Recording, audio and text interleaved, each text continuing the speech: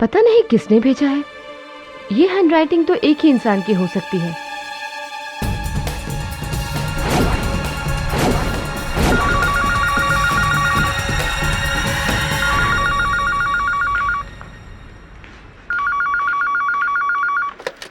Hello,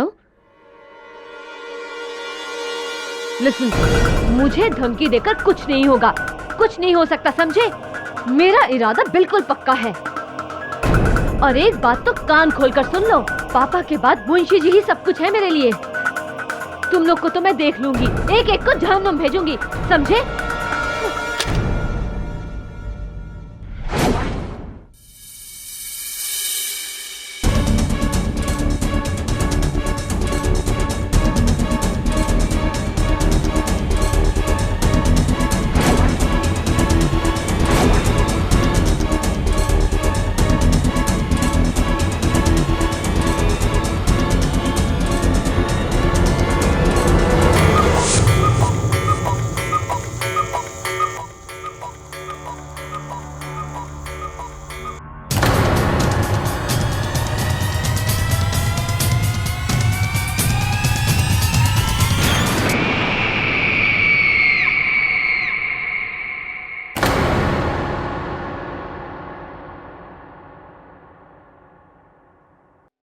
मेरी ये बात समझ में नहीं आ रही है कि रचना बेटी का खुद का परिवार होते हुए भी सब कुछ उसने आपके नाम कर दिया। सुमित्रा, मैं इस बारे में रचना से बात करूंगा। मैं उससे कहूंगा कि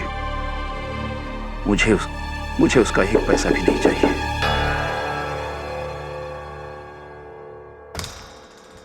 जी कहिए। श्यामचंद श्रीवास्तव हैं? हाँ। उन्हें रचना बसिन के कत्ल के जुर्म में गिरफ्तार किया जाता है। दे रहा हूँ।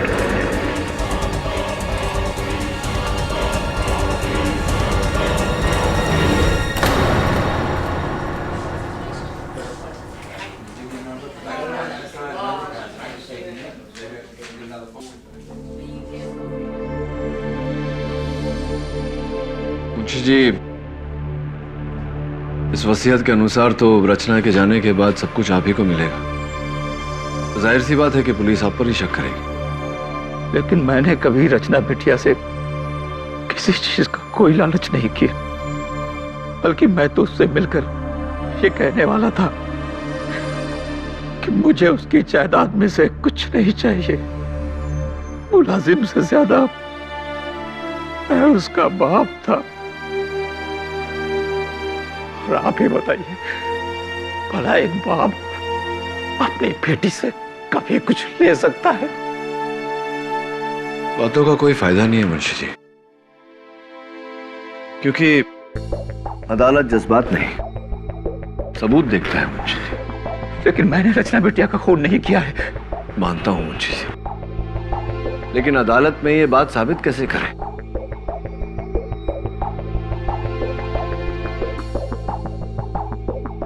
एक बात बताइए, बसीन परिवार में और कौन कौन है? 5 लोग और हैं, लेकिन रचना बिटिया की उनसे कभी नहीं बनी। वो उसका सौतेला परिवार है। अच्छा,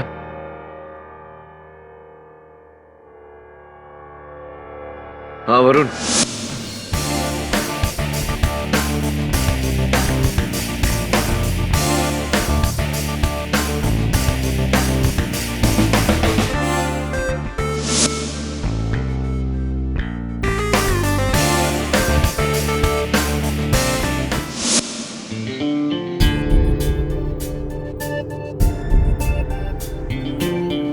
हेलो। आप शायद केबल टीवी कंपनी की तरफ से आए? अब जी हाँ, वो क्या है ना, पूरे एरिया में नई केबलिंग चल रही है, इसलिए पुरानी केबल लाइंस बंद हो गई है। मॉम, मेरे रूम का केबल भी काम नहीं कर रहा है, इसलिए तो मैं आया हूँ। वो क्या है ना, नई केबल लाइंस सिर्फ नए अडाप्टर्स के साथ ही चलेगी, और ये नए अडाप्टर्स मुझे टीवी में फिट करने होंगे। तो अगर आपकी इजाजत हो, आपकी इजाजत हो तो मैं शुरू हो जाऊँ? अब पहले मेरे रूम का केबल ठीक करने दीजिए ना, वो मेरा फेवरेट शो आने वाला है। जल्दी करना, समझे? ओके। आपका कमरा कहाँ है?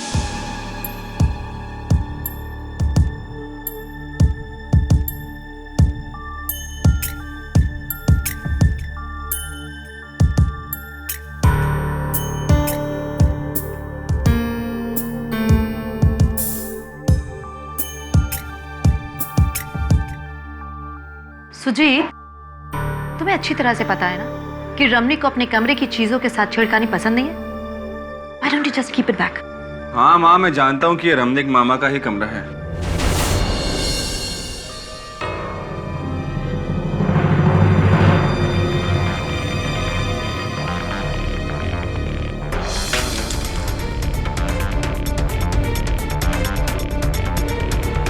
हेलो मिस्टर, और कितना वक्त लगेगा? बस 5 मिनट और। जल्दी करो। एक मिनट भैया, वो मेरे दूसरे कमरे में, मतलब दूसरे बेटे के कमरे की रूम की टीवी भी खराब है, उसको भी देख लेना। हाँ ओके मैडम।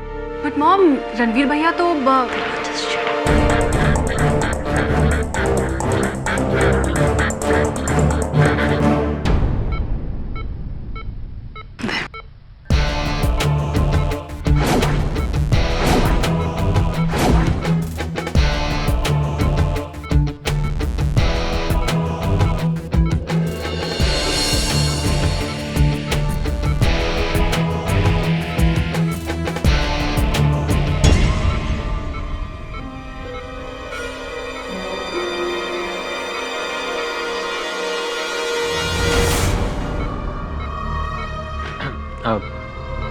आपके बेटे को क्या हुआ है?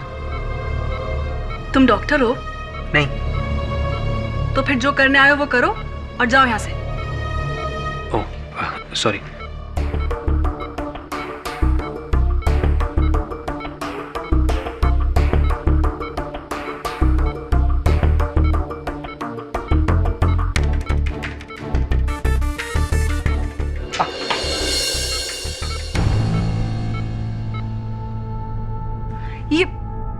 ये कैसा अनाड़ी केबल वाला है?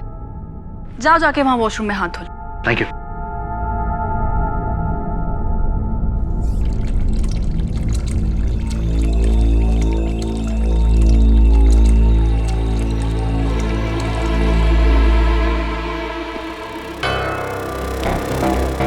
ये लो बैंडेड, और देखना बाथरूम में कहीं खून का दाग ना रह जाए। या थैंक यू।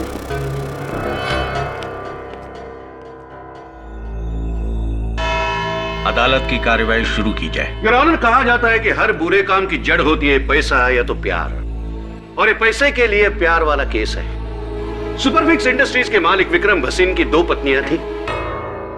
बड़ी पत्नी से इकलौती लड़की रचना भसीन, और छोटी पत्नी जो यहां मौजूद है सुनैना भसीन, उनसे 3 औलादें हैं,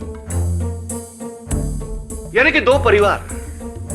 इन परिवार की आपस में कभी बनती नहीं थी, और विक्रम के मौत के बाद तो मानो ये दोनों सौतेले परिवार एक दूसरे के दुश्मन बन गए।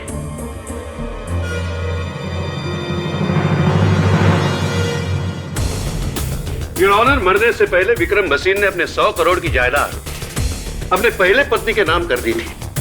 उनकी मौत के बाद इस जायदाद की इकलौती वारिस बनी रचना भसीन। अफसोस, उनकी सौतेली मां और परिवार को कुछ नहीं मिला। इन जख्मों पे रचना ने नमक छिड़का जब उसने अपनी ये वसीयत बनाई। इस वसीयत में अपने बाद अपना सब कुछ उसने सुपरफिक्स कंपनी के सबसे पुराने मुलाजिम मुंशी श्यामचंद श्रीवास्तव जी के नाम कर दिया।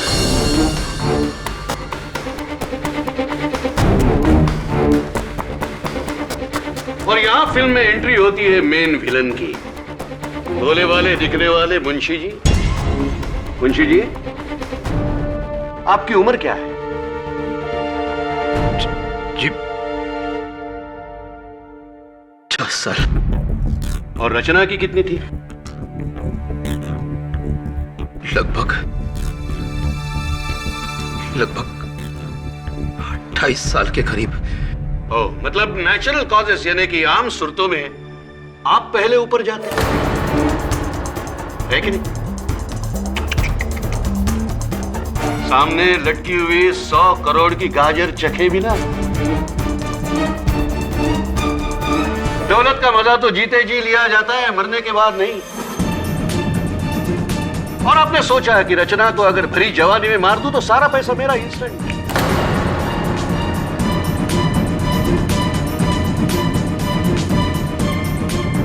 और अपनी बच्ची कुची लाइफ में आराम ही आराम और ऐश ही ऐश। ये झूठ है जज साहब। आप मेरी पत्नी सुमित्रा से पूछ लीजिए।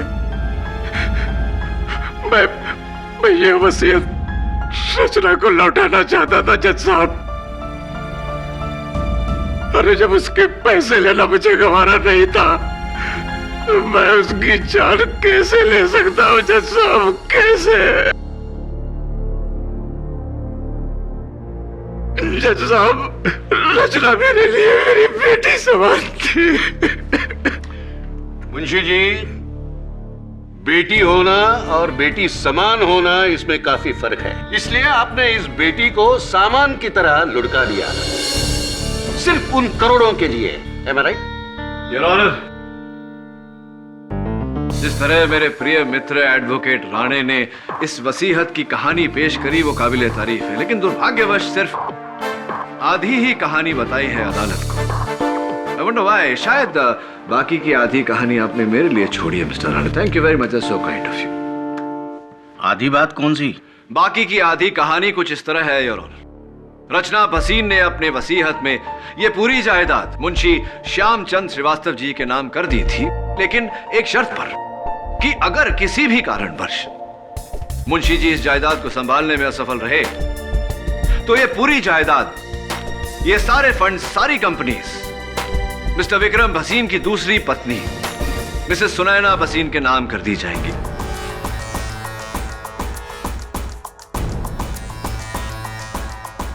और किसी ने बड़ी शातिरता से, बड़ी होशियारी से रचना भसीन को रास्ते से हटाया और उस कत्ल का इंजाम मुंशी जी के सर मढ़ दिया। मुंशी जी को उम्र कैद हो जाए और वसीहत के तहत यह सारी जायदाद मिसेस सुनैना भसीन के नाम हो जाए।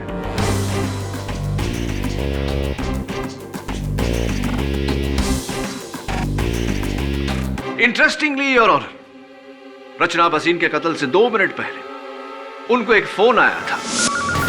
मुझे धमकी देकर कुछ नहीं होगा। सुमित्रा भसीन के परिवार से। और मुझे पूरा शक है योर ऑनर कि कातिल भी उन्हीं के परिवार का सदस्य है। जिसे तुम शक कह रहे हो केडी, वो सिर्फ एक भ्रम है। कैसे? अभी साबित कर देता हूं।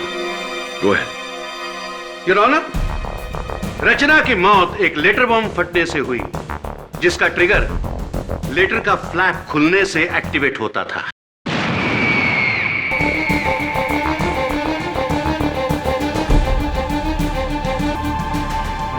मुंशी जी, भसीन परिवार का नमक आप कितने सालों से खा रहे हैं? 26 सालों से मैं उनके साथ हूं। उसके पहले आप क्या करते थे भरी जवानी में? जी, कोलकाता में था मैं। कोलकाता में क्या कर रहे थे? नौकरी, पढ़ाई या बलवाई? I object your honour. Prosecutor साहब मेरे मुवक्किल पर लांछन लगा रहे हैं। बेवजह नहीं केडी। मुंशी जी जब कोलकाता में थे तब एक उग्रवादी थे और पुलिस से भागकर मुंबई आए थे।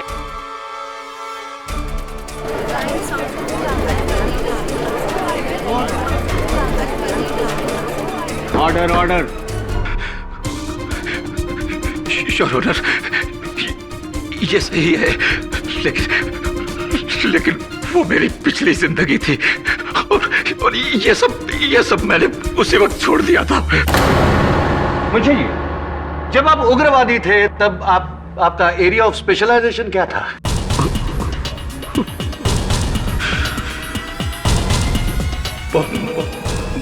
बम बनाना।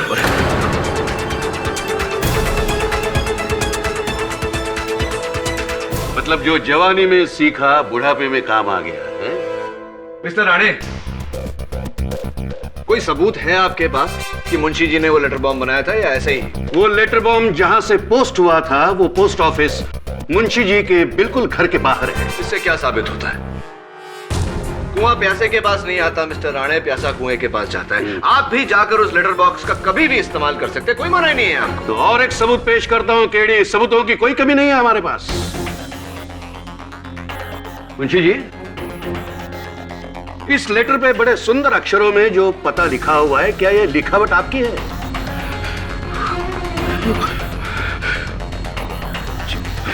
क्या यह लिखावट आपकी है? लेकिन ये मेरा योर लिखा हुआ ऑनर, नहीं है। योर ऑनर, मैं हैंड राइटिंग एक्सपर्ट को बुलाना चाहता हूँ। इजाजत है। योर ऑनर, हमने मुंशी जी का लिखा हुआ एक खत पढ़ा है और इस लेटर बॉम्ब पर लिखे गए पते की जांच की है।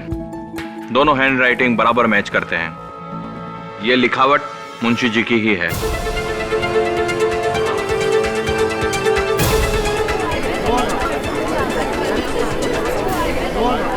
Silence please. नहीं जज साहब, ये लिखावट मेरी नहीं है। जी your witness please. Thank you mister Rane. Mister Maniktala, ये बताइए कि क्या ये मुमकिन नहीं कि किसी ने मुंशी जी की लिखावट की नकल की हो? No, I don't think so. और अगर नकल करने वाला आपकी तरह कोई हैंडराइटिंग एक्सपर्ट हो, क्या तब ये मुमकिन है?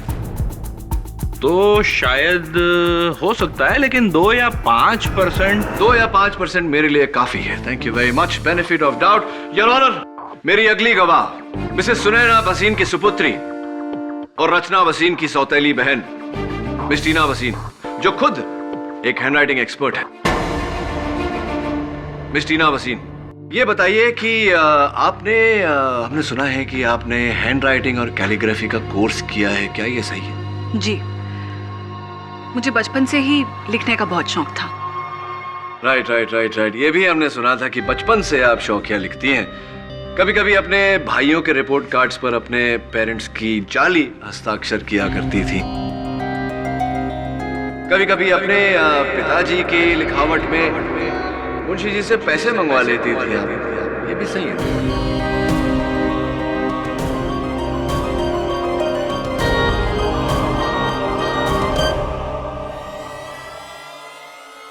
I'm sure ये बात आपको मुंशी जी ने बताई होगी। Anyway, इस लिफाफे पर जो नकल है वो मेरी नहीं है। उस लेटर पर जो नकल है वो मेरी नहीं है, इससे क्या मतलब है आपको? आपको कैसे पता कि वो लेटर पर जो लिखावट है वो नकल ही है? How do you know that?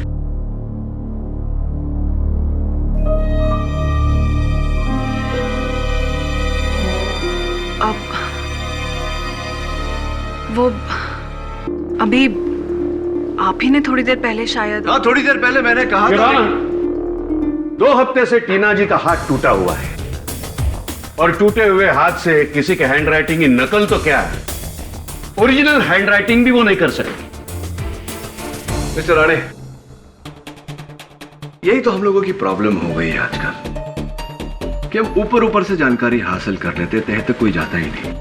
वैसे आपको किसी ने बताया नहीं या आपने पूछा नहीं कि मिस टीना वसीन राइट हैंडेड है या लेफ्ट हैंडेड?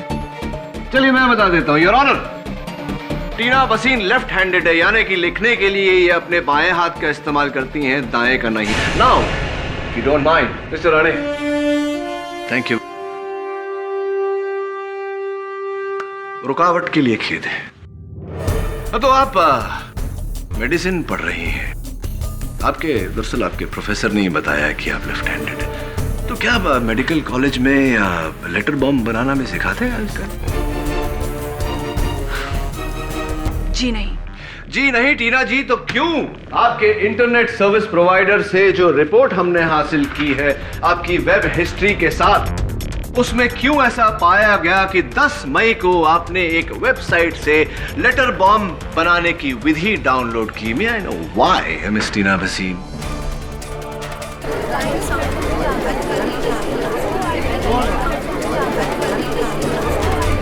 ऑर्डर।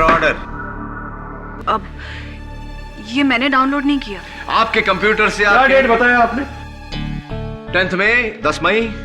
10th मई को योर ऑनर टीना जी अपने मेडिकल कॉलेज स्टूडेंट्स के साथ सातारा में बारखेड़ी गांव गई थी मेडिकल कैंप के लिए, और बारखेड़ी में दूर दूर तक इंटरनेट नहीं आता है। Thanks for the information.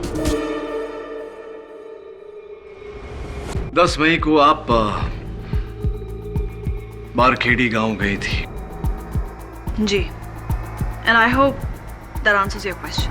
Yeah, but Miss Tina, आपका कंप्यूटर तो बारखेड़ी गांव नहीं गया था, आपका कंप्यूटर तो घर पर ही था। आप पासवर्ड नहीं लगाती आपके कंप्यूटर में क्योंकि आपकी गैर मौजूदगी में किसी ने आपके कंप्यूटर का इस्तेमाल किया और लेटर बॉम्ब बनाने की विधि डाउनलोड की।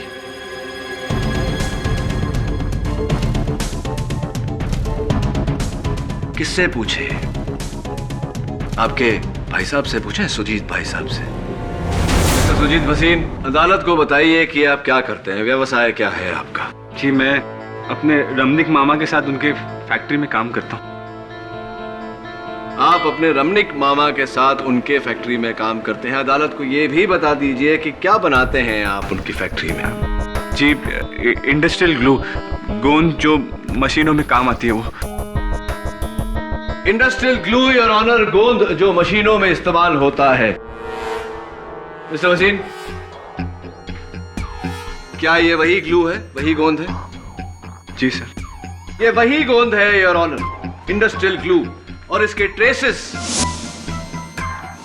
इस लेटर बॉम्ब पर भी पाए गए। फॉरेंसिक्स की रिपोर्ट आपके टेबल पर है।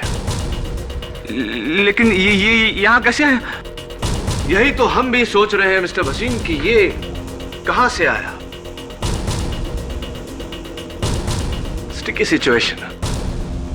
कहीं ऐसा तो नहीं मिस्टर भसीन कि आप ही हैं वो जिसने इंटरनेट से पहले लेटर बॉम्ब बनाने की विधि डाउनलोड की, फिर लेटर बॉम्ब बनाया और फिर रचना को पोस्ट किया? मिस्टर पाठक, लेटर बॉम्ब रिसीव हुआ था 11 तारीख को, मतलब पोस्ट में डाला होगा 9 या 10 को।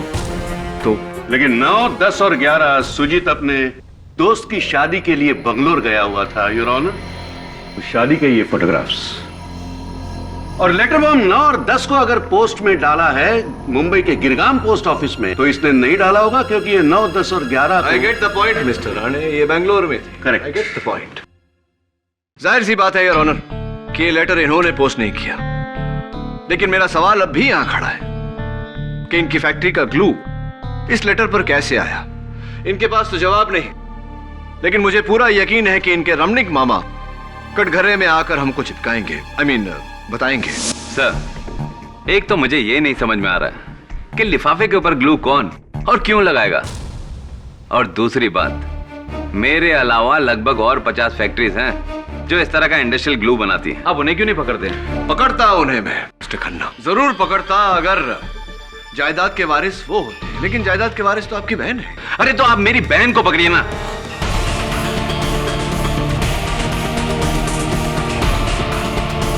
क्योंकि भसीन की जायदाद में से मुझे एक भी पैसा नहीं मिलने वाला है। जो कुछ भी है वो मेरी बहन और उसके बच्चों को मिलने वाला है। मिस्टर खन्ना, काम डाउन, आप खामखा गुस्सा हो रहे हैं। चलिए ये बताइए, आप किसी एडवोकेट सुरेश अय्यर को जानते हैं? याद नहीं? याद करिए। चलिए मैं याद दिला देता हूं। मिस्टर खन्ना, हमें एडवोकेट सुरेश अय्यर का कार्ड मिला जिसके पीछे एक तारीख और समय लिखा हुआ है, 9 मई दोपहर के 2:30। ये लिखावट को पहचानते हैं आप? जी हाँ, याद है मुझे। उस रोज मैंने उस वकील से फोन पे बात की थी क्योंकि मेरा भांजा रणवीर उससे मुलाकात करना चाहता था। क्यों? ये मैं आपको कैसे बता सकता हूँ? ये तो रणवीर आपको बता सकता है। लेकिन पिछले 3 महीनों से रणवीर कोमा में है जज साहब।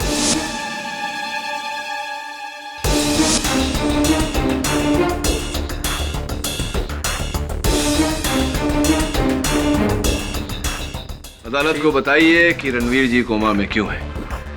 15 मई को किसी बार में उसका कुछ लोगों से झगड़ा हो गया और किसी ने उसके सर पे बोतल दे मारी। बस तब से वो बेचारा कोमा में ही है। तो मिस्टर खन्ना, 1 मिनट केड़ी, इस केस की गाड़ी तुम कहां घुमा रहे हो? एडवोकेट सुरेश अय्यर का इस केस से क्या लेना?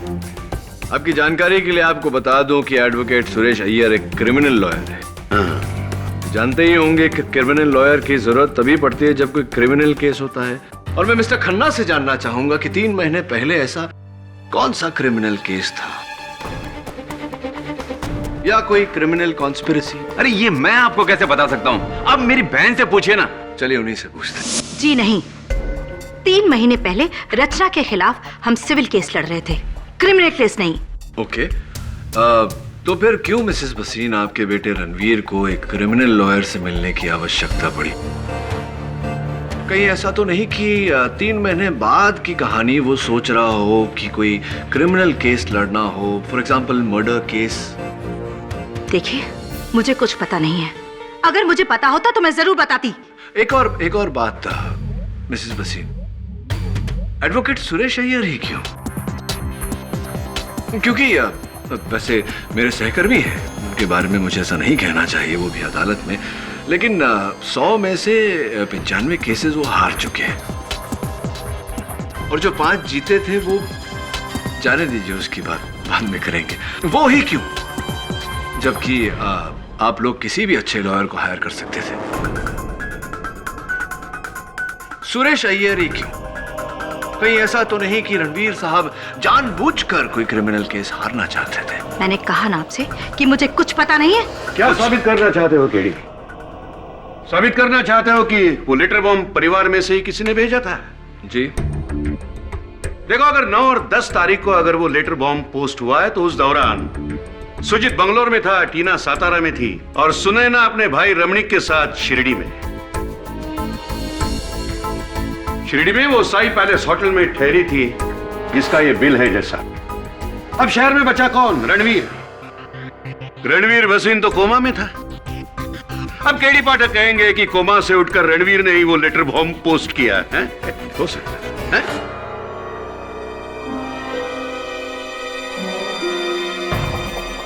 हो सकता है। What Your Honor? जज साहब, हमें कैसे पता कि रणवीर भसीन वाकई कोमा में है? हो सकता है कि वो कोमा का नाटक करके हम सबकी आंखों में धूल झोंक रहा है। मिसेस भसीन, कोई सबूत है कि आपका बेटा वाकई कोमा में है? मिसेस सुनैना भसीन, क्या आपके पास आपके बेटी की बीमारी का कोई सबूत है? योर ऑनर, मेरा नाम डॉक्टर शंकर है। पिछले 3 महीनों से मैं मिस्टर रणवीर भसीन का इलाज कर रहा हूं। उनकी सारी मेडिकल रिपोर्ट्स मैंने इस अदालत में पेश की हैं, जिन्हें देखने के बाद यह साबित होता है कि मिस्टर रणवीर पूरी तरह से कोमा में हैं।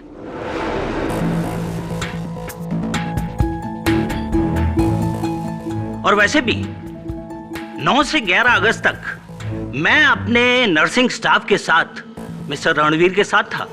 जाहिर है मिस्टर रणवीर कोमा में थे, इसलिए वो पूरा दिन अपने बेड पे थे। मिस्टर पाठक का यह शक बेबुनियाद ही नहीं, बेवजह भी है। केडी, इन रिपोर्ट्स को देखने से साफ साबित होता है कि 10 अगस्त को जब ये लेटर बॉम्ब पोस्ट हुआ था, भसीन परिवार का कोई भी सदस्य इस शहर में नहीं था। सो आई डोंट थिंक कि अब तुम भसीन परिवार पर उंगली उठा सकते हो। बच्चा अंगूठा यानी कि ठेंगा जो तुम्हें इस केस में मिलने वाला है। योर ऑनर, मुझे पूरा यकीन है कि इस केस में कुछ ऐसा है जो हमें दिखाई नहीं दे रहा, इसीलिए मैं अदालत से अगली तारीख की गुजारिश करता हूं। Granted. The court is adjourned for the day. करो, तैयारी करो, पहली शिकस्त की तैयारी।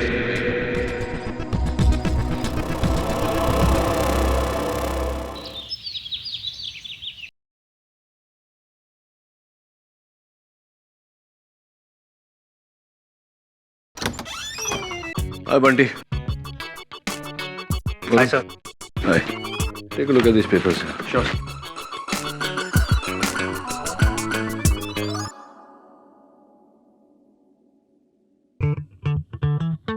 क्या बंटी, क्या कर रहा है? लॉयर बनने की प्रैक्टिस। लॉयर या लायर? लॉयर। अच्छा, लॉयर। तो बुक तो सीधी कर ले। सर, मुझे एक बात समझ में नहीं आई। उस लेटर बॉम्ब के बाहरी हिस्से पर गोंद क्यों लगी थी? गोंद तो हम अंदर लगाते हैं ना। हाँ, ये मैं भी सोच रहा था, और वो भी इंडस्ट्रियल ग्लू, मशीनें चिपकाई जाती है इससे।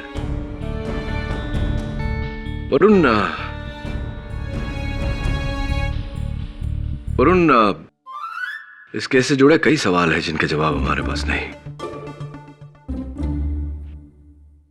उस लिफाफे पे गोंद का चिपका होना, क्यों रणवीर भसीन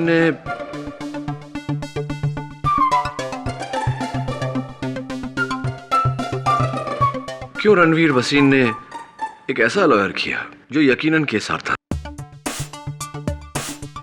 वो ना हो भसीन परिवार में से ही किसी ने।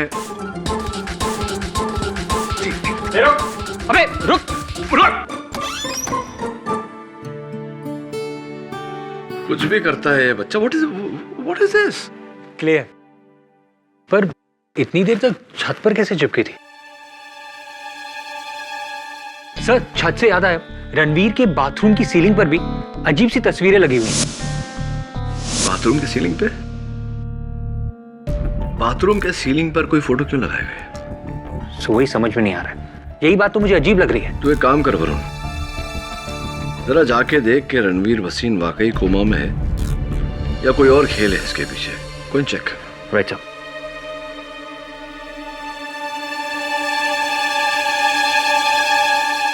क्या तुम्हारी? हाय। अब तुम क्या चेक करने आए हो? वो एक्चुअली पहली वाली केबल बहुत पतली थी और ये केबल, ये लेटेस्ट फाइबर केबल है। इसमें आपको सुपर एचडी क्वालिटी मिलेगी। चेक करके देखिए देखिए। अब सॉरी, वो क्या है ना, जंक्शन पॉइंट बाथरूम से लेना पड़ेगा। So can I? थैंक्स। ये तो चल रही है टीवी, क्या जरूरत थी नए वायरिंग की?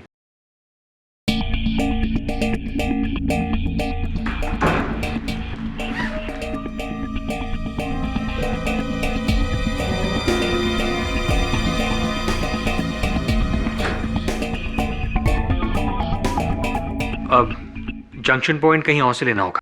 Will you just leave? ये केबल लेवल की लाइन हमें नहीं चाहिए, प्लीज।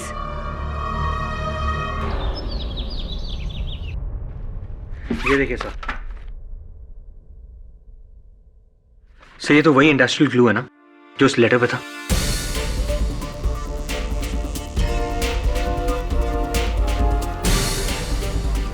इसका मतलब क्या हो सकता है?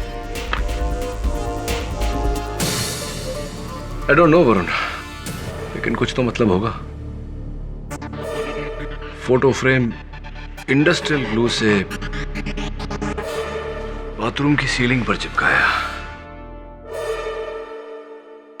मिस्टर केडी पाठक, पिछली बार तुमने अदालत से वक्त लिया था अपना केस और मजबूत करने के लिए कुछ सबूतों को इकट्ठा करने में। क्या तुम्हारी तैयारी पूरी है? अनफॉर्चुनेटली नॉट योर ऑनर, लेकिन मेरे पास कुछ सवाल है और मुझे पूरी उम्मीद है कि आज अदालत में मुझे उन सवालों का जवाब मिलेगा। अब कैसे सवाल? योर ऑनर, 3 महीने पहले इस केस से जुड़ी 3 वारदातें हुई। 3 महीने पहले भसीन हाउस के इंटरनेट द्वारा लेटर बॉम्ब बनाने की विधि डाउनलोड की गई। 3 महीने पहले मिस्टर रणवीर भसीन ने criminal lawyer mister Suresh Iyer को कांटेक्ट किया और 3 महीने पहले मिस्टर रणवीर भसीन कोमा में चले गए। मेरी शक की सुई एक बार फिर से घूमकर मिस्टर रणवीर भसीन पर आट की। फिर से रणवीर भसीन जो 3 महीने से कोमा में है? You're right, वही Ranveer Bhasin mister Rane. Your honour, मुझे भसीन हाउस से कुछ तस्वीरें मिली ऐसी जो मिस्टर रणवीर भसीन के बाथरूम के सीलिंग पर चिपकाई गई थी इसी इंडस्ट्रियल ग्लू से, जो हमें इस लेटर बॉम्ब पर भी मिली।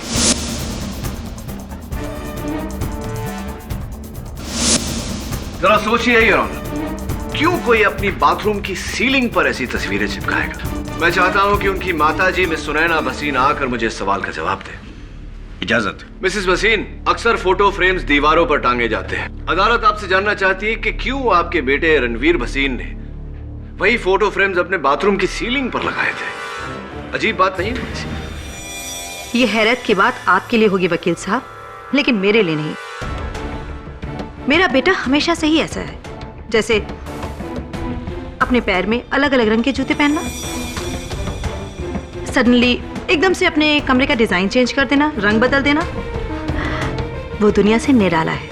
समझ में आती है ये बात, लेकिन फैशनेबल और डिजाइन सैवी होने का मतलब ये नहीं कि आप अपने फोटो फ्रेम्स बाथरूम की सीलिंग पर टांग दो। मेरा माना कि अजीब हरकत है तो क्या उसके लिए जेल भेजोगे उसे? आखिर क्या क्या साबित करना चाहते हो कि? योर ऑनर, कुछ है ऐसा जिस पर हाल फिलहाल मैं अपनी उंगली नहीं रख पा रहा, लेकिन जैसे इस बात का पता चल गया मैं मेरा शक सबके सामने रख दूंगा। कैसा शक? यही कि रणवीर भसीन ने कोमा की हालत में वो लेटर बॉम्ब पोस्ट किया। यही कि रणवीर भसीन ने कोमा की हालत में वो लेटर बॉम्ब पोस्ट किया।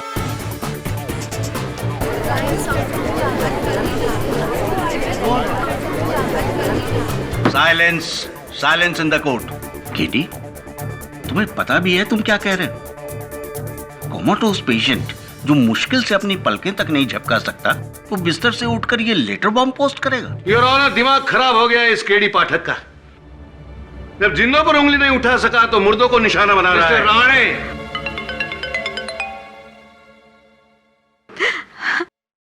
मेरा बेटा ठीक हो गया जज साहब। मेरे बेटे को होश आ गया, वो कोमा से बाहर आ गया। हाँ जज साहब, मेरा बेटा ठीक हो गया।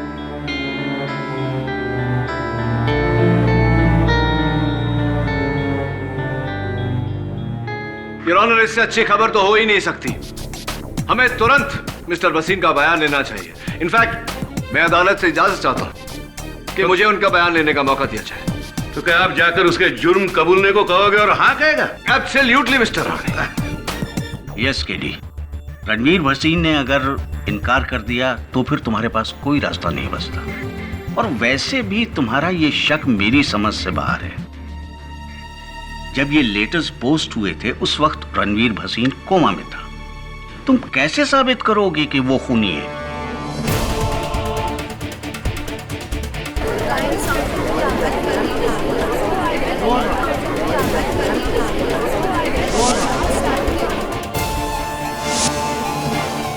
इतनी देर तक छत पर कैसे चिपकी थी?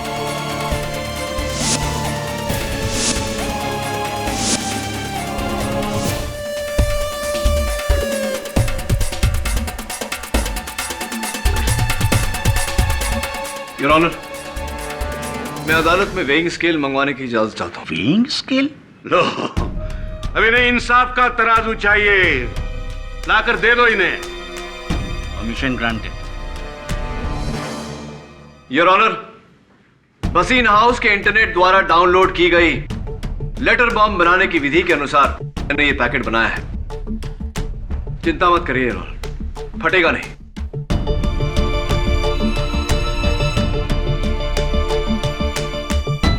$52 ग्राम्स, 52 ग्राम। अब ये फोटो फ्रेम योर ऑनर जो मिस्टर रणवीर भसीन ने अपने बाथरूम की छत पर चिपकाई थी। 52 ग्राम्स। केडी, तुम इस पहेली को सुलझाने के बजाय और उलझाते जा रहे हो। इस एक्सपेरिमेंट से क्या साबित होता है? योर ऑनर, इस केस में आगे कुछ साबित किए बिना मैं आपको इकबाल जुर्म देना चाहता हूं, लेकिन इसके लिए जरूरी है कि हम तुरंत रणवीर के पास जाएं, इससे पहले कि कोई और वहां पहुंचे। Please your honour.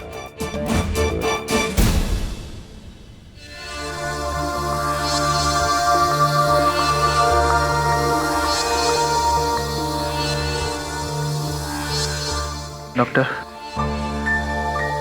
मैं कितनी देर से बेहोश था? 3 महीने से। 3 महीने? पर मेरी फैमिली? वो बेटा क्या है कि तुम्हारी स्टेप सिस्टर रचना। क्या हुआ रचना को? अरे कुछ नहीं हुआ रचना को। रचना को क्या हो सकता है? रचना एकदम भली चंगी है। लंदन गई है, नया ऑर्डर मिला ना उसको, उसके सिलसिले में। आप सोच रहे होंगे कि मैं कौन हूं। मैं रचना का पड़ोसी, उसके बाजू में रहता हूं। वो क्या हुआ ना कि डाकिया आया था, रचना थी नहीं। रचना लंदन में थी, मैंने बोला ना लंदन गई है, तो लंदन में थी तो डाकिया मेरे पास उसका ये लेटर छोड़ के गया।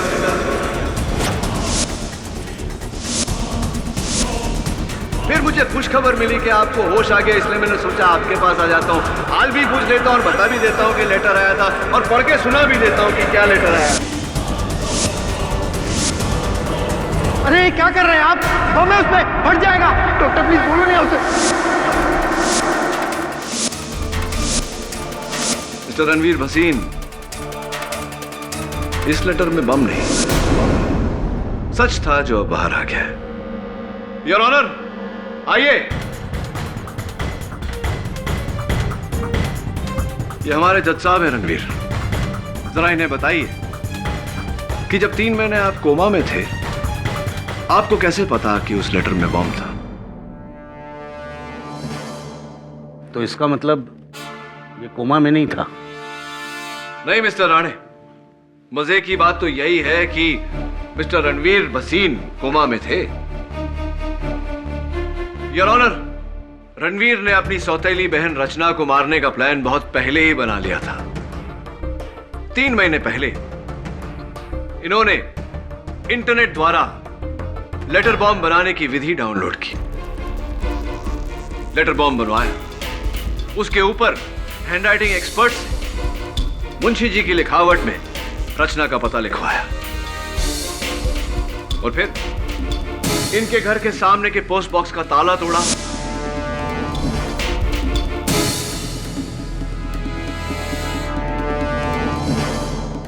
इंडस्ट्रियल ग्लू से उस लेटर बॉम्ब को पोस्ट बॉक्स के अंदर ऊपरी हिस्से में चिपका दिया।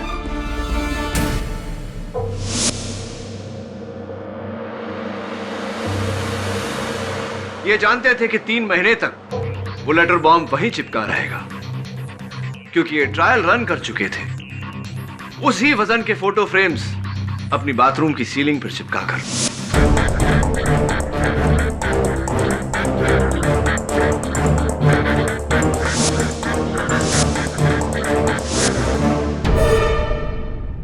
और 3 महीने बाद योर ऑनर, उस लेटर बॉम्ब पर लगे इंडस्ट्रियल ग्लू का असर जब खत्म हुआ, वो लेटर पोस्ट बॉक्स के अंदर गिरा और पोस्टमैन ने उसे रचना के घर डिलीवर कर दिया।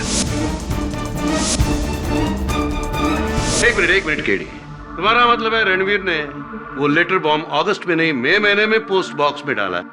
जी। और खुद को 3 महीने कोमा में भेज दिया ताकि इल्जाम उन पर ना आए, है? हाँ केडी, इल्जाम से बचने के लिए कोमा में जाने का खतरा कौन मोल लेगा? योर ऑनर, हुआ ये था कि इनका कोमा में जाना, मैं चाहता हूं कि ये खुद अपनी जुबानी अपनी कहानी अदालत को सुनाए। सुनाइए। मेरा इरादा कोमा में जाने का नहीं था। मैं तो सिर्फ 3 महीने के लिए जेल जाना चाहता था, ताकि जब ये लेटर बॉम्ब रचना को मिले तो कोई मुझ पर इल्जाम ना लगा सके। इसीलिए उस दिन बार में मैंने झगड़ा भी किया और एक ऐसे कमजोर वकील को अपॉइंट किया जो किसी भी हाल में मुझे जेल से निकालने में नाकामयाब रहता। आपके मित्र एडवोकेट सुरेश अय्यर की बात कर रहे हैं। लेकिन उस दिन बार में किसी ने मेरे ही सर पर बोतल दे मारी और मैं कोमा में चला गया। राइट। और फिर जाने अनजाने में आपका यह प्लान और भी तगड़ा हो गया और भी मजबूत हो गया। राइट। इस मुंशी को मैंने रचना के खून में फंसाया है ताकि वो सारी जायदाद, हमारा हक मेरी मां को मिल सके, हमें मिल सके।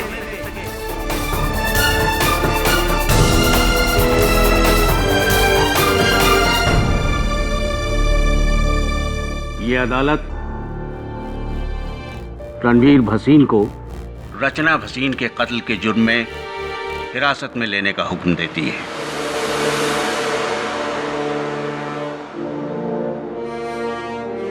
और मुंशी श्यामचंद श्रीवास्तव को इस इल्जाम से बाइज्जत बरी करती है।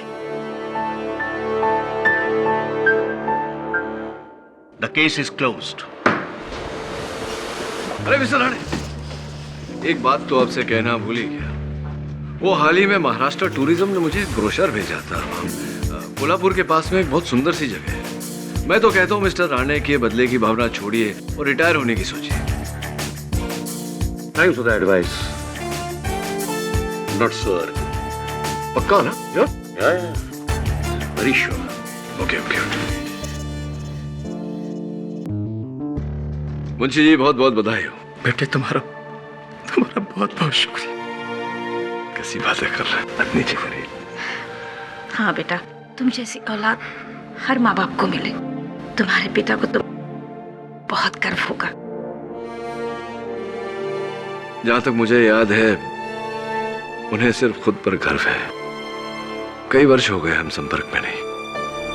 लेकिन बेटा कब तक? क्या पता, जब तक वक्त और हालात एक बार फिर से हमें आमने सामने नहीं खड़ा करता। हो सकता है इसी अदालत में। Who knows?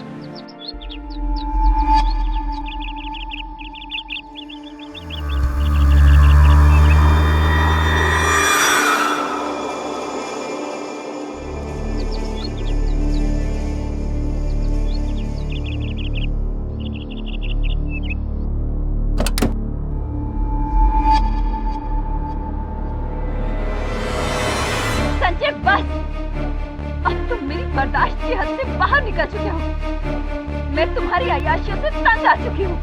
संजय!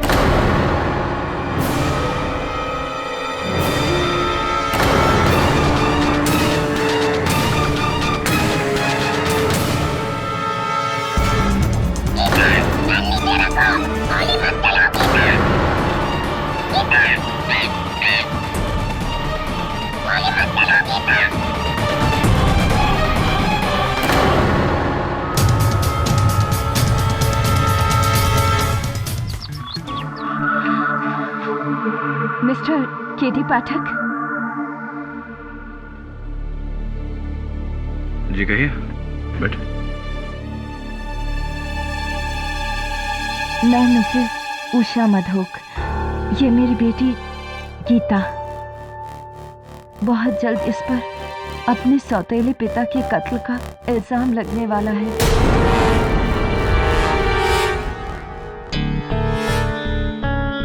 सौतेले पिता के कत्ल का इल्जाम? इससे पहले कि पुलिस आकर इसे गिरफ्तार करती, मैं सीधा आपके पास इसे लेकर आई हूँ। दरअसल आज सुबह मेरे पति संजय मधोक की लाश हमारे लोनावाला फार्म हाउस में मिली और उनकी लाश के पास उनका पालतू तोता चैको भी मिला। और वो एक ही बात को बार बार दोहरा रहा है।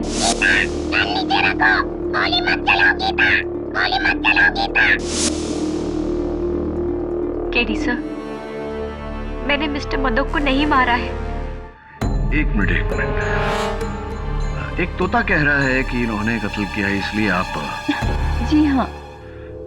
देखिए मिसेस मधोक, तोते की गवाही अदालत नहीं मानती। अगर आपकी बेटी बेगुनाह है तो मैं बचा लूंगा। आइए इंस्पेक्टर दवे, आइए। ये लड़की बेगुनाह नहीं है। ये रहा अरेस्ट वारंट। हथकड़ी पहनाओ। एक मिनट दवे, एक तोते के बयान के आधार पर तुम इस लड़की को अरेस्ट करो?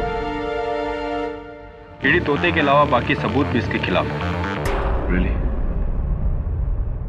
योर ऑनर, गीता मधोक के आंसुओं की ये बाढ़ उनकी बेगुनाही के दर्द की वजह से नहीं है, बल्कि इसलिए है जज साहब क्योंकि गुनाह करने के बाद ये पकड़ी गई।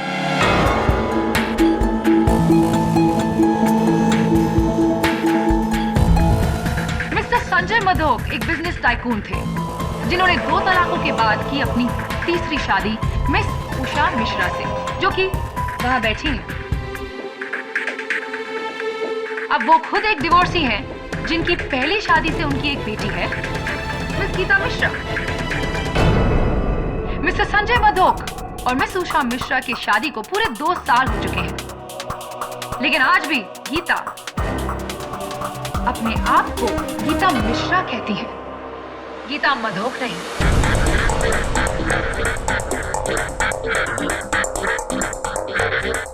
मिस्टर संजय मधोक सौतेले थे, लेकिन थे तो आपके पिता। क्या बुलाते थे आप उन्हें प्यार से? पापा, डैडी, पॉप्स, व्हाट? जी मैं उन्हें मिस्टर मधोक ही कहती थी। क्यों? क्या वो आपके दिल में पिता की भावना नहीं जगा सके? जी नहीं। मेरी माँ ने भले ही उन्हें अपना पति माना हो, लेकिन मैंने उन्हें अपना पिता कभी नहीं समझा। इनफैक्ट आपने तो हमेशा से उन्हें अपना दुश्मन समझा, am I right? दुश्मन तो हम थे उनके। उस आदमी ने मेरी और मेरी माँ की जिंदगी जहन्नुम बना दी थी। अपने अंगूठे के नीचे रखता था बात बात पर शक करना, और अगर किसी ने कुछ कह दिया ना तो बस मार कुटाई शुरू। जल्लाद था वो आदमी, जल्लाद।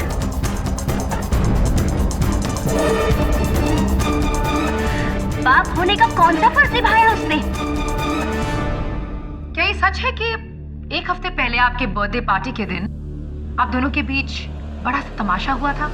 तू मैं हुई थी, जहाँ के आपके पिता ने मिस्टर मधोक ने आपको चोर कहा था। चोर? मिस्टर मधोक को ये लगता था कि सबकी नजर उनके पैसों पर है। मेरा बर्थडे भी बर्बाद कर दिया उन्होंने। मन तो आया कि मैं उनसे ही बेटी।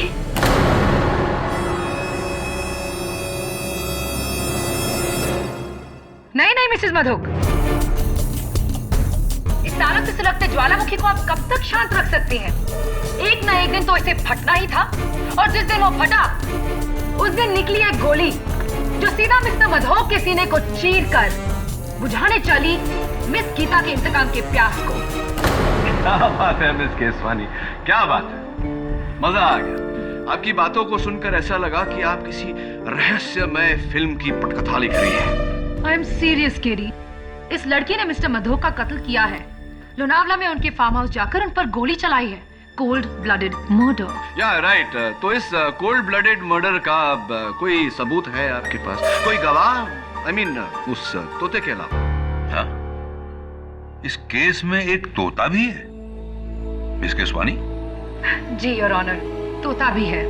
मिस्टर मधोक का पालतू तोता चैको, जो मर्डर के वक्त लाश के पास था। मैं अदालत में चैको को पेश करने की इजाजत चाहती हूँ। I object, Your Honor, it's ridiculous.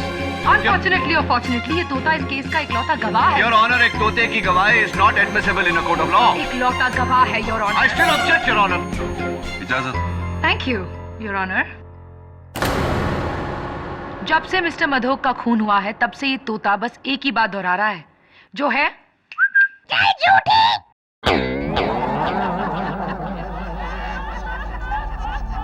Order order. Cheque, बोलो, गीता ने क्या किया? गीता, गोली मत चलाओ गीता।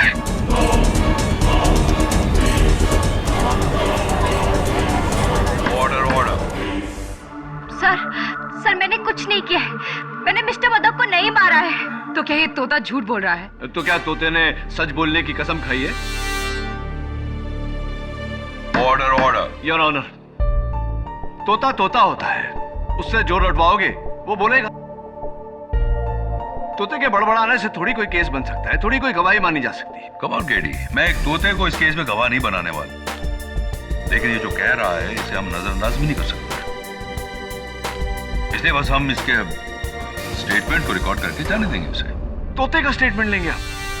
योर ऑनर, जैसे मैंने कहा, तोते को जो रटवाओगे वो बोलेगा। और वैसे भी एक बात सोचने वाली है कि तोते को कुछ सिखाने में महीने लग जाते हैं, लेकिन यहाँ तो जिस दिन से मिस्टर मधोक की मौत हुई है, ये गीता गीता कर रहा है। थिंक अबाउट इट यार। किस किताब में लिखा है केडी कि एक तोते को सीखने के लिए महीने लग जाते हैं? आम बात है, ज्यादातर ऐसा ही होता है। ज्यादातर, हमेशा नहीं। What are you trying to say? इंसानों की तरह हर तोते का भी अलग अलग ग्रास्पिंग पावर होता है। तोते के ग्रास्पिंग पावर की बात कर रहे हैं? चैको, बोलो, केसवानी।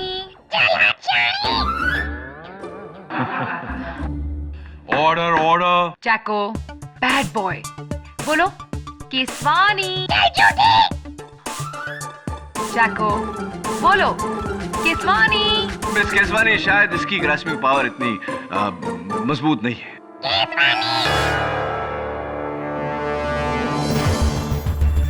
महीने कह रहे थे ना तुम? कितना वक्त लगा केडी? 40 seconds. Still a तोता, योर ऑनर। योर ऑनर, अगर ये तोता न भी होता, तब भी गीता मिश्रा इस कटघरे में खड़ी होती, क्योंकि जिस बंदूक से संजय मधोक का कत्ल हुआ, वो बंदूक पुलिस को संजय मधोक के फार्म हाउस के बाहर एक कचरे के डब्बे में मिली, जिस पर फोरेंसिक्स के अनुसार गीता मिश्रा की उंगलियों के निशान हैं। गीता, क्या कहना चाहेंगे आप? सर, मैं आपको बताती हूँ कि इस गन पर मेरी उंगलियों के निशान कैसे आए?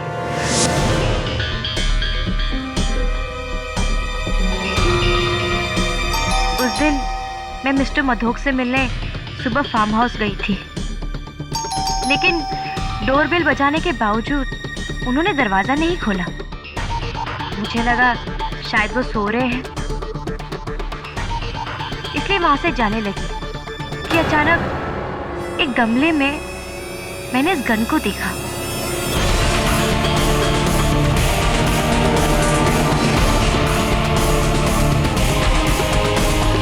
मुझे लगा कि शायद ये मिस्टर मधोक की गन है।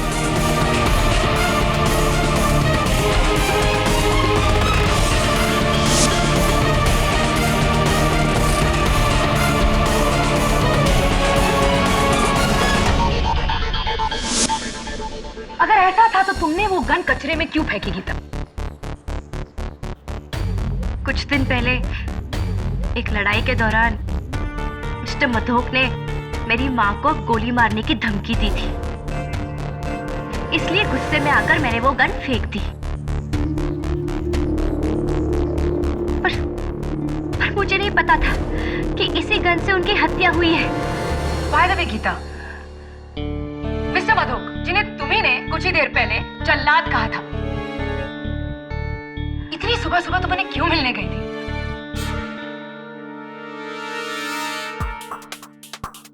वो मिस्टर मधोक को ऐसा लग रहा था कि मैंने उनकी कंपनी से पैसों की फेरबदल की है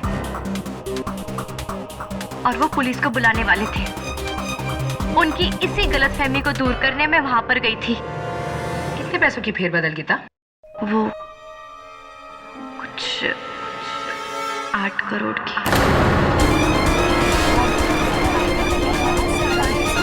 Quiet, please. 8 करोड़ की? कुछ? तुम उसे मामूली फेरबदल कह रही हो गीता? ये तो बहुत बड़ा गबन है, स्कैम है, इट्स अ फ्रॉड। इसीलिए मारा तुमने मिस्टर मधोक को। मैंने किसी का खून नहीं किया है और ना ही मैंने वो पैसे लिए हैं। लिए हो या ना लिए हो, अब उससे क्या फर्क पड़ता है? वैसे भी वो कुछ 8 करोड़ उन 100 करोड़ के नीचे दबने वाले हैं जो अब तुम्हारी माँ को मिलेंगे मिस्टर संजय मधोक की मौत के बाद।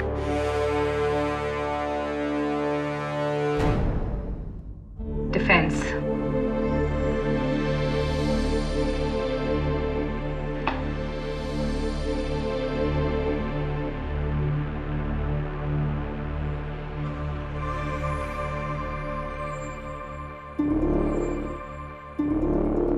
गीता, माफी चाहता हूं, सवाल थोड़ा निजी है लेकिन जवाब देना पड़ेगा।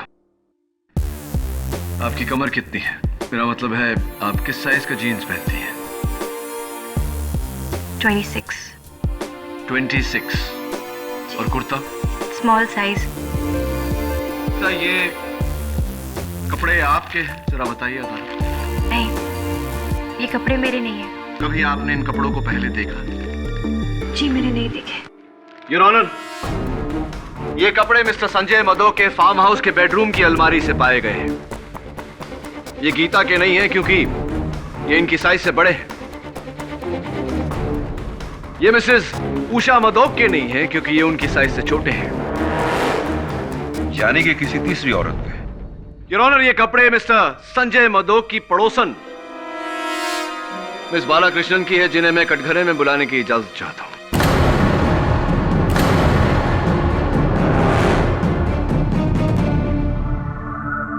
हाँ, तो मिस बालाकृष्णन, सुना है कि आप राइटर हैं, लेखिका हैं। क्या लिखती हैं आप? जी, मैं नोवेल लिखती हूँ। अच्छा। अक्सर लोनावाला में अपने फार्म हाउस जाकर, जो मिस्टर मधोक के फार्म हाउस के काफी नजदीक है। जो मिस्टर मधोक के फार्म हाउस के काफी नजदीक है, इतना नजदीक है योर ऑनर कि इनके कपड़े उनके बेडरूम तक पहुंच गए।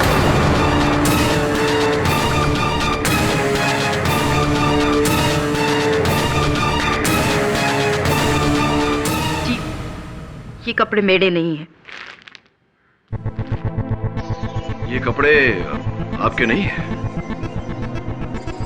ताज्जुब की बात है मिस बालाकृष्णन, क्योंकि आपके कपड़ों पर जो लॉन्ड्री का टैग लगा हुआ है, SM लॉन्ड्री, इनके मालिक का ये कहना है कि ये जी, ये कपड़े मेरे हैं।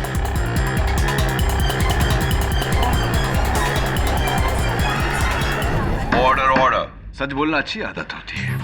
चलिए अब सच सच ये भी बता दीजिए कि आपके और मिस्टर मदोक के बीच क्या रिश्ता था?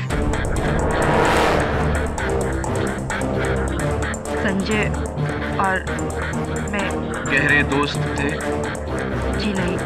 गहरे दुश्मन थे? जी जी, गहरे दुश्मन इसलिए मिस बालाकृष्ण क्योंकि ये गन जिस per your honour Gita Mishra की उंगलियों के निशान है, ये गन आपके नाम पे रजिस्टर्ड है। ये गन आपकी है। क्या ये सही है या जी? और क्या ये भी सही है या नहीं कि आपका पूरा नाम मिस गीता बालाकृष्णन है?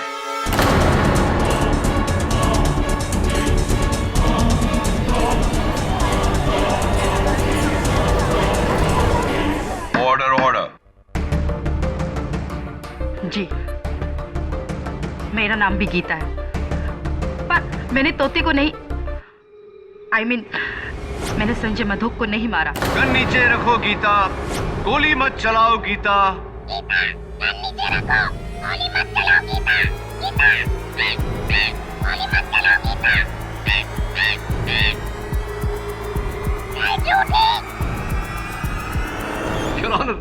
तोता भी मेरी बात से सहमत। एक बात जानना चाहूंगा आपसे मिस बालाकृष्णन, मिस गीता बालाकृष्णन, क्या आपके कपड़े और आपकी पिस्तौल संजय मधोक जी के घर पर पहुंची कैसे और क्यों?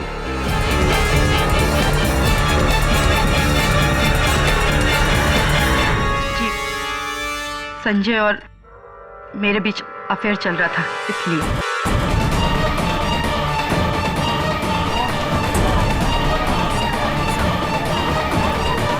Order order. अक्सर हम अपना वीकेंड उस फार्म हाउस पे गुजारा करते थे। एक ऐसे ही वीकेंड पर उसने मुझसे गन ली थी। कमाल है, इतना प्यार की उन्होंने गन मांगी और आपने दे दी, क्यों भी नहीं पूछा? संजय का कहना था कि उसकी कंपनी से किसी ने 8 करोड़ रुपए की चोरी की है। संजय ऐसा इंसान था जो 1 रुपए की चोरी को भी माफ नहीं करता। गन उसने उसको धमकाने के लिए मांगी। यानी कि गीता मिश्रा, जिन्होंने मिस्टर मधोक की कंपनी से 8 करोड़ का गबन किया। Mere speculation your honour. ये जानकारी ना तो प्रोसिक्यूटर साहिबा के पास है ना मेरे पास। जिनके पास है, मैं चाहता हूं कि वो कटघरे में आकर इस बात पर रोशनी डालें। मिस्टर संजय मधोक के auditor mister Anant Dighe. Your honour, मैं एक ऑडिटर हूं। 11 जुलाई को संजय मधोक ने अपनी कंपनी के अकाउंट्स पर स्पेशल ऑडिट का काम मुझे सौंपा था। उन्हें शक था कि कोई जाली पेपर बना के उनके फंड्स की चोरी कर रहा है। तो मिस्टर डिगे, क्या ये चोर आपको मिला?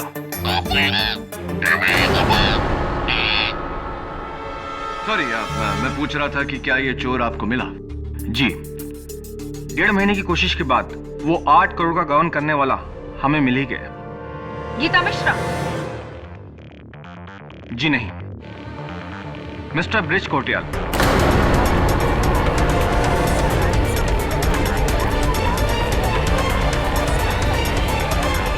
Order order. Mister Sanjay Madhok की कंपनी के जनरल मैनेजर। तो मिस्टर डिगे, क्या आपने मिस्टर मधोक को इत्तला की इस बारे में? जी, इस बारे में मैंने उन्हें उनके कत्ल की रात फैक्स भेजा था, लेकिन फैक्स पढ़ने से पहले ही शायद उनकी मौत हो गई थी। इसका मतलब योर ऑनर कि मिस्टर संजय मधोक का गीता मिश्रा पर शक करना गलत था। थैंक यू मिस्टर डिगे, आप जा सकते हैं। मैं बुलाना चाहूंगा मिस्टर संजय मधोक के general manager mister bridge Kotriyal को। मैं मानता हूं वो सारे पैसों की चोरी और अकाउंट का फेरबदल मैंने ही किया था, लेकिन मैंने मिस्टर मधोक को नहीं मारा, जैसा मैंने मिस्टर मधोक को नहीं मारा। मैं अदालत को बताना चाहता हूं कि वारदात की रात 10 बजे मिस्टर मधोक के फोन रिकॉर्ड्स के अनुसार आखिरी फोन उन्होंने आपको किया था, वो भी मिस्टर डिगे के उनको फैक्स भेजने के 5 मिनट बाद। आप कहना क्या चाहते हैं वकील साहब?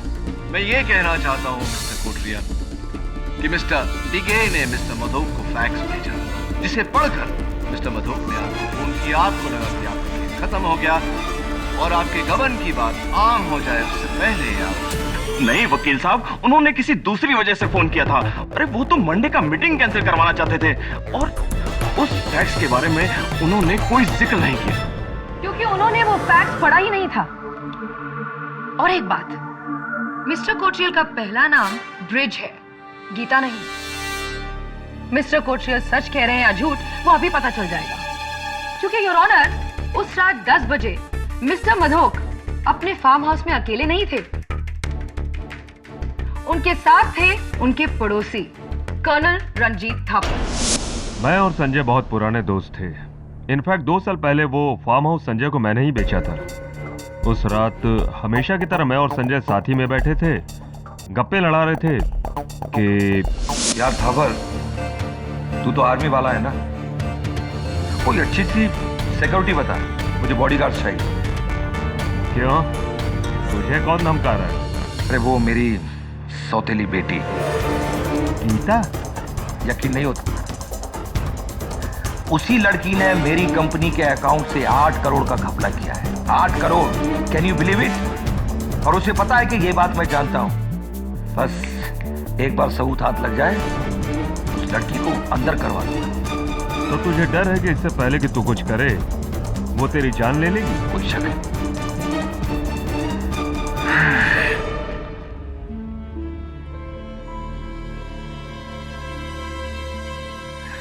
हेलो कोटरियाल, वो मेरी मंडे वाली मीटिंग कैंसिल कर दो। ओके। तो मिस्टर मधोक को तब भी ये गलतफहमी थी कि गीता मिश्रा ने ही गबन किया है। जी मुझे लगता नहीं कि संजय ने फैक्स देखा हो।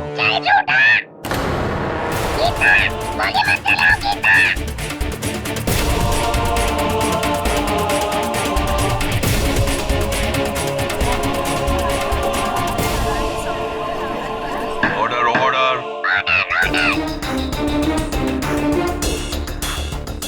योर ऑनर, बंदूक पर उंगलियों के निशान, गवाहों के बयान और तोते का बार बार गीता गीता कहना, ये सब यही साबित करता है कि गीता मिश्रा ने ही कत्ल किया है। मरने वाले को खुद ये डर था कि गीता उसकी जान लेगी। इससे बड़ा सबूत और क्या हो सकता है जज साहब? प्रोसिक्यूशन की ये मांग है कि इस लड़की गीता मिश्रा को दफा 503 फॉर क्रिमिनल इंटिमिडेशन और दफा 302 मर्डर के तहत इतनी लंबी सजा दी जाए कि वो दिन गिनते गिनते थक जाए। नहीं जज साहब, मेरी बेटी को उसके किए की इतनी बड़ी सजा मत दीजिए। उसने जो कुछ भी किया है मेरे लिए किया, अपनी माँ के लिए।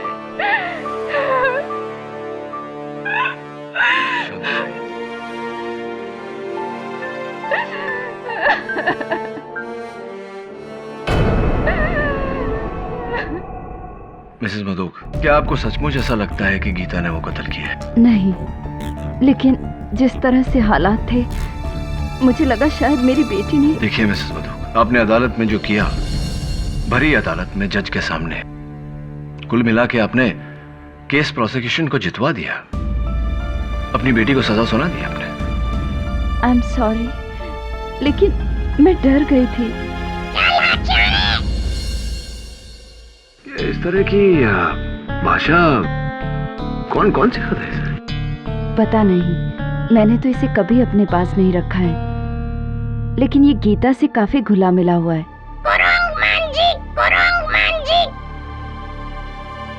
ये तो तमिल बोल रहा है।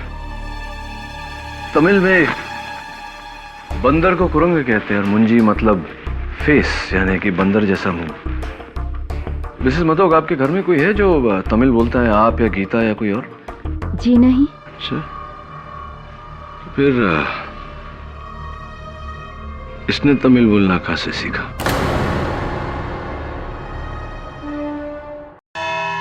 गीता, माफी चाहता हूँ, सवाल थोड़ा अजीब सा है, थोड़ा टेढ़ा है। आपका इस तोते के साथ कैसा रिश्ता है? जी, चैको ज्यादातर मेरे साथ ही रहता था और मैंने उसे कई वर्ड्स भी सिखाए थे, जैसे कि good morning, hello.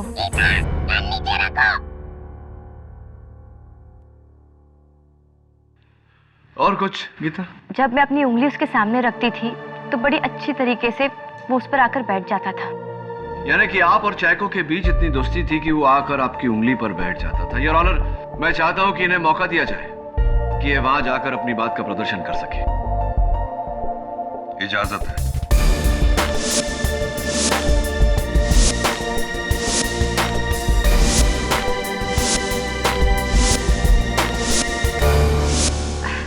Chaco, good boy, कम।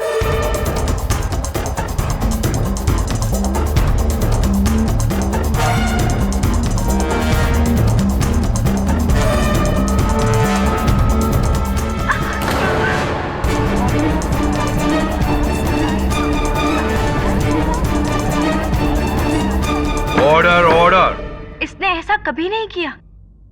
इसलिए क्या कीता? क्योंकि वो जानता है कि तुम ही कातिल हो।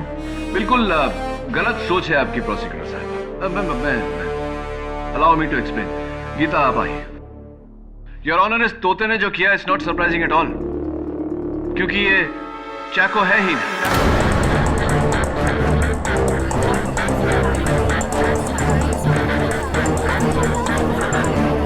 Quiet, please.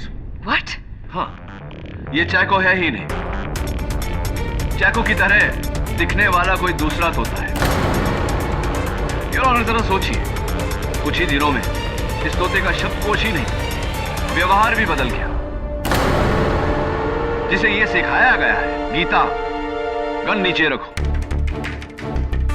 गीता गोली मत चलाओ, ये गाली देता है, अलग भाषा में बात करता है। इट्स वेरी ऑब्वियस कि ये चैको नहीं, इसके रूप का कोई और तोता है। Very impressive. वैसे इस बात का क्या सबूत है तुम्हारे पास, कीरी? योर ऑनर, इस तोते को अलेक्जेंडर तोता कहा जाता है और इस तोते के डीलर्स मुंबई में बहुत कम है। मैंने पता करवाया है कि पिछले दिनों में कितने लोगों ने अलेक्जेंडर तोते खरीदे। तो क्या पता लगा? दुर्भाग्यवश अभी तक तो कुछ पता नहीं चला यार, लेकिन बहुत जल्दी पता चलता है। मुझे कुछ अंदाजा है कि ये तोता किसका है।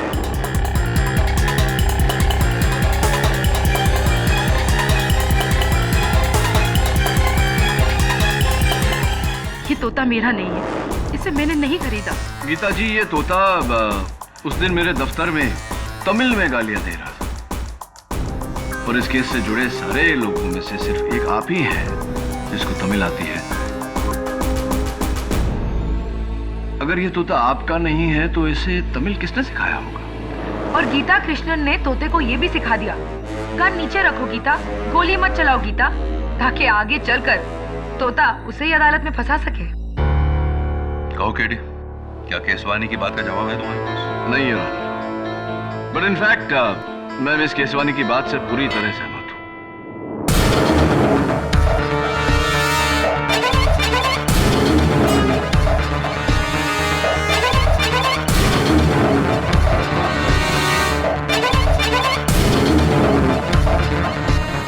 योर ऑनर, इस तोते के डैडी यानी कि अप्पा मिल गए हैं। आपकी इजाजत हो तो मैं उन्हें कटघरे में बुलाना चाहता हूँ। वनकम सर, वनकम। मेरा नाम मुत्तू है। क्राफर्ड मार्केट में मेरा बिट का दुकान है। ये तोता राजू मेरा दुकान से खरीदा था 2 महीने का पहले। तो इस तोते की मेरा मतलब है इस तोते की बिक्री की कोई रसीद, कोई बिल साथ में लाए हैं? है ना सर, लाया है। ये देखिए।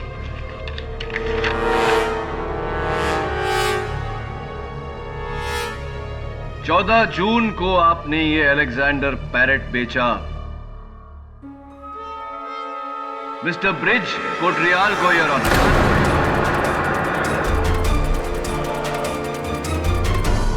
हाँ सर, उधर बैठा रहा, वही साहब है।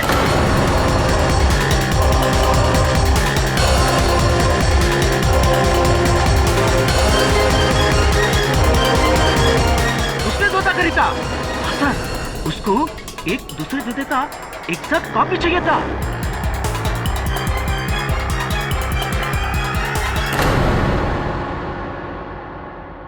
माफी चाहता हूँ मिस्टर कोटरियाल, रहा नहीं जा रहा मुझसे। आपके तो तोते उड़े हुए लग रहे हैं। क्या बात है? आप ठीक कह रहे थे वकील साहब, ये तोता चैको नहीं है।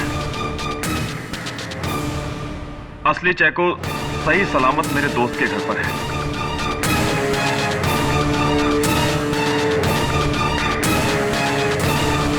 ये तोता मैंने मार्केट से खरीदा था और बहुत मुश्किल से इसे मैंने गीता के खिलाफ बोलना सिखाया था।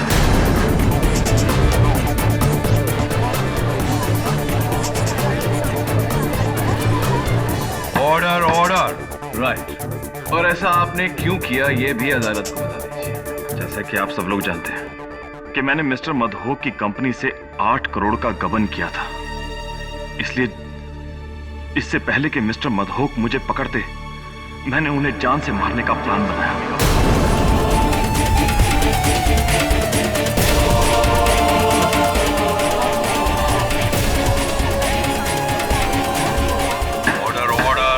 लेकिन मैंने प्लान बनाया, मारा नहीं। जैसा मैंने प्लान बनाया, मारा नहीं। What nonsense, mister Kotriyal. Plan बनाया लेकिन उन्हें मारा नहीं। अब तो साफ साफ साबित हो चुका है कि उनके मरने से सबसे बड़ा फायदा आप ही को था। सब मैं मानता हूँ मुझे फायदा था, लेकिन फिर भी मैंने उन्हें नहीं मारा। देखिए मैं आपको ठीक ठीक बताता हूँ कि हुआ क्या था। उस रात को ठीक 10 बजे मुझे मिस्टर मधोक का फोन आया। हेलो कोटरियाल, मेरे फार्म हाउस पहुंचो फौरन, अभी और इसी वक्त। उस फोन से मुझे अंदाजा हो गया था उस ऑडिटर से मेरे खिलाफ मिस्टर मधोक को सारे सबूत मिल गए होंगे। मैं बहुत डर गया था। मैंने सोचा कि अब मेरी खैर नहीं।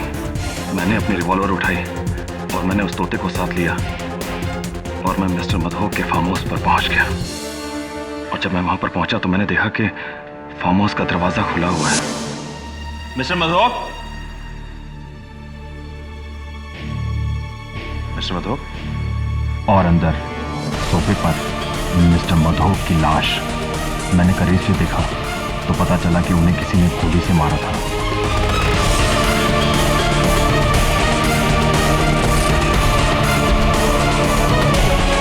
फिर मैंने जमीन पर एक पेपर पड़ा देखा जिस पर ऑडिटर ने साफ साफ लिखा था कि सारे पैसों की चोरी मैंने की थी। उस वक्त तो मैंने वो फैक्स चुरा लिया, लेकिन घबरा गया कि कल को ऑडिटर अदालत में कह देगा कि चोरी मैंने की तो सब समझेंगे कि कत्ल भी मैंने किया। इसलिए ज़रूरी था कि मर्डर ना करते हुए भी मैं अपने आप को बचाऊं।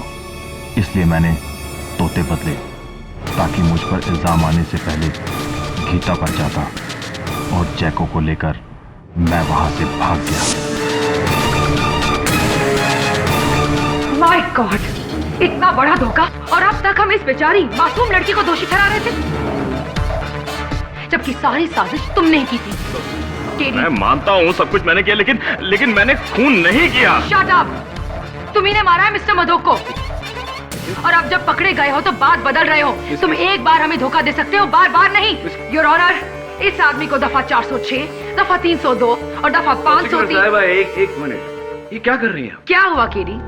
मैं तो तुम्हारी मदद कर रही हूँ, तुम्हारे मुवक्किल को बचाकर इस केस में इंसाफ कर रही हूँ। लेकिन एक बेगुनाह को बचाकर दूसरे बेगुनाह को सजा देना, ये कहाँ का इंसाफ है? कैसा इंसाफ है? ये क्या कह रहे हो तुम केडी?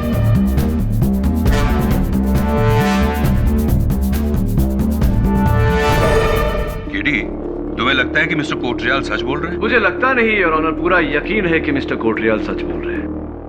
ये सही है कि इन्होंने गबन किया, ये सही है कि इन्होंने मिस्टर मधोक को मारने का प्लान बनाया, लेकिन इन्होंने मिस्टर मधोक को नहीं मारा। फिर कौन है मिस्टर मधोक का कातिल? योर ऑनर, मिस्टर डिगे ने मिस्टर मधोक को जो फैक्स भेजा था, हम अब तक नहीं जानते थे कि मिस्टर मधोक ने वो फैक्स पढ़ा या नहीं, लेकिन कोटरियाल साहब के बयान के बाद ये साबित हो गया है कि मिस्टर मधोक ने वो फैक्स पढ़ा था। सीक्वेंस ऑफ इवेंट्स में इसका मतलब ये हुआ कि रात 10 बजे तक मिस्टर मधोक को पता चल गया था कि गबन मिस्टर कोटरियाल ने किया है।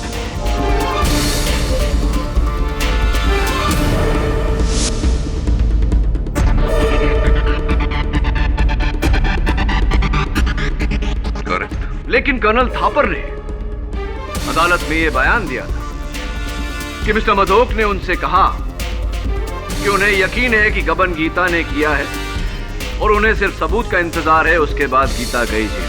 बस एक बार सबूत हाथ लग जाए उस लड़की को अंदर करवा दूंगा। Obviously your honour, colonel Thapar ने झूठ बोला था। मैं उन्हें कटघरे में बुलाकर पूछना चाहता हूं कि उन्होंने झूठ क्यों बोला।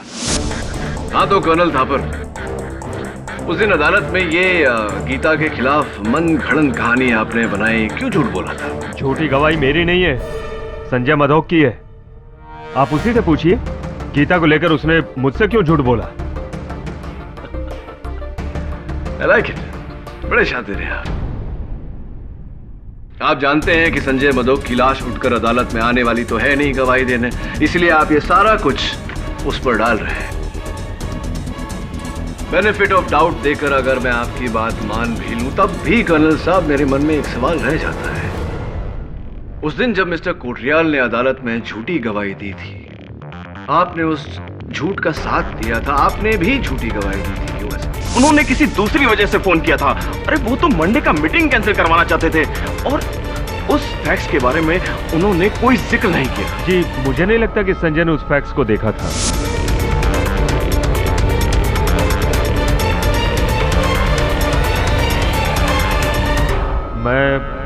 मैं भी गीता को फंसाना चाहता था।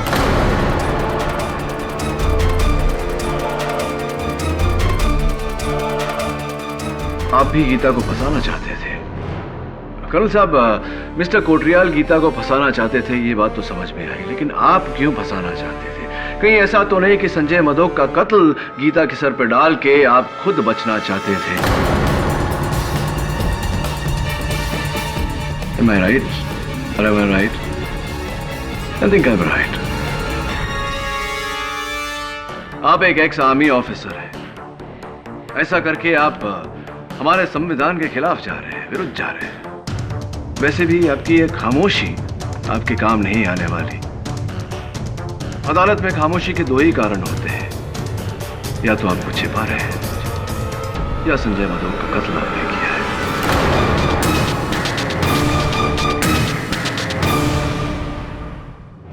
मैं वो एक गलती थी।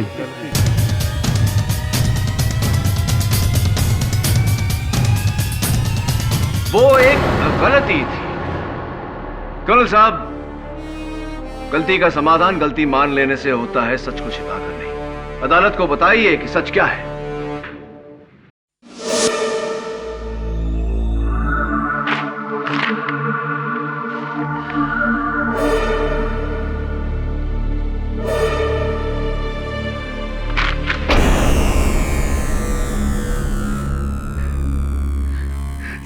साले चोर है, चोर। जहां देखो वही साले पीठ में खंजर भोंकने वाले चोर। हेलो कोटरियाल, फिर फार्म हाउस पहुंचो फौरन, अभी और इसी वक्त। क्या बात है संजय, इतने गुस्से में क्यों हो? जिससे देखो वही मेरा पैसा छीनना चाहता है। अपनों के नाम पर दुश्मनों से घिरा हूं मैं, दुश्मनों। कलयुग का जमाना है मेरे दोस्त। ये मत भूलो कि तुम भी उसी कलयुग का हिस्सा हो थापर। दोस्ती के नाम पर तुमने भी मुझे धोखा दिया है। फार्म हाउस के नाम पर मार्केट प्राइस से दुगनी रेट में बेचा है तुमने मुझे। क्या आप पागल जैसी बातें कर रहे हो? ये फार्म हाउस मैंने तुम्हें मार्केट रेट में बेचा है, बल्कि बेस्ट प्राइस में। बेस्ट प्राइस तुम्हारे लिए होगा, बेस्ट प्राइस मेरे लिए नहीं। दोस्त बनकर तुमने एक फार्म हाउस के नाम पर खंडर बेचा है, खंडर टूटा फूटा। अफसोस था पर कि तुम भी औरों की तरह एक चोर निकले। हाउ डेयर यू संजय, जबान पे लगाम दो, वरना क्या क्या करने का वरना? अरे पैसा तो तूने छीन ही लिया, अब क्या मेरी जान लेगा? क्या करेगा तू वरना? लेकिन नीचे रखो, पता नहीं छीनने दूंगा।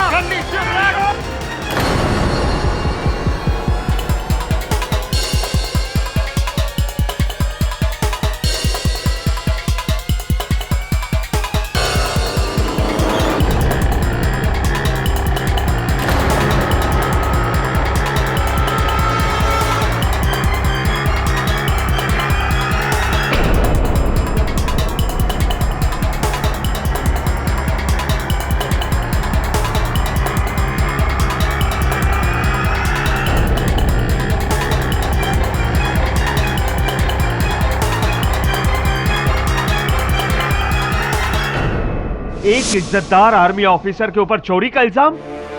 मेरे सारे करियर में मेरे सीनियर से लेकर मेरे जूनियर तक आज तक किसी ने मेरे ऊपर उंगली तक नहीं उठाई। सर ऊंचा और सीना चौड़ा रख के मैं आर्मी से रिटायर हुआ था और उस आदमी ने मुझे चोर ठहरा दिया। उसकी इतनी हिम्मत! मधोक के लिए तो सभी चोर थे क्योंकि वो खुद एक चोर था। मेरे हाथों नहीं तो किसी और के हाथों मरता, किसी और के हाथों।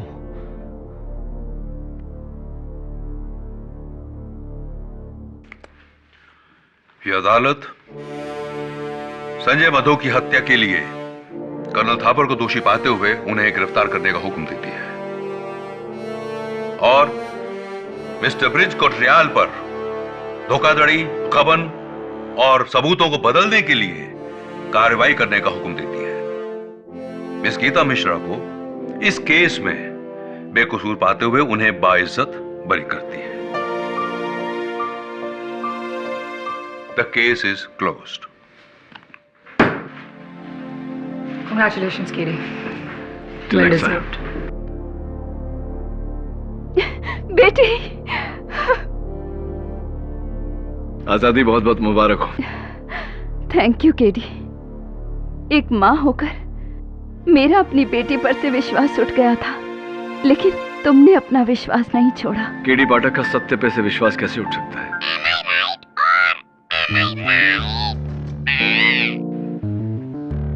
ये तो मेरी लाइन है ना? और भी दिलचस्प कहानी देखने के लिए हमारे चैनल को सब्सक्राइब करें और बेल आइकॉन दबाना न भूलें।